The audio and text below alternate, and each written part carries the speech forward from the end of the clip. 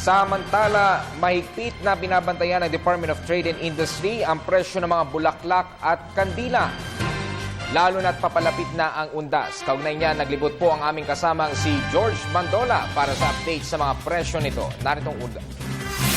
Walang nakikitang overpricing ang Department of Trade and Industry sa presyo ng mga bulaklak. 5 araw bago ang undas, inikot ni DTI Undersecretary Mario Dimaguiba ang dangwa. Depende daw kasi sa demand, kaya karaniwang tumataas ng 30 to 50 pesos ang bawat dosena ng bulaklak. Nagsimula ang pagtaas nito noong October 21. Ang presyo po ng bulaklak dito, napansin po namin, medyo umakyat po ng average range from 30 to 50 pesos. No? Karaniwang nanggagaling ang mga bulaklak sa Baguio, Cebu, Tagaytay, Cavite at Batangas. Inaangkat din ang maraming uri nito sa Thailand, Vietnam, China at Holland. Pero paliwanag ni Dimaguiba, magmamahal pa ang bulaklak sa mismong araw ng mga patay kapag malapit na sa mga sementeryo at depende sa flower arrangement.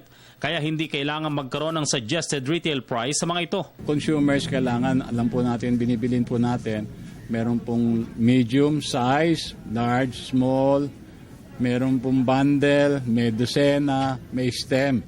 Kailangan po intindihin po natin kung ano po yung unit ng binibili natin. Nang ganon, alam po natin ang katumbas ng ating babayarin.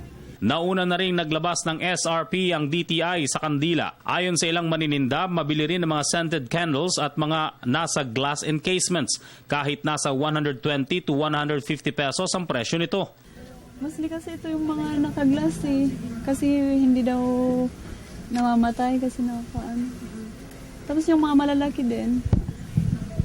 Pero meron din kasi naghanap ng mga liwanag.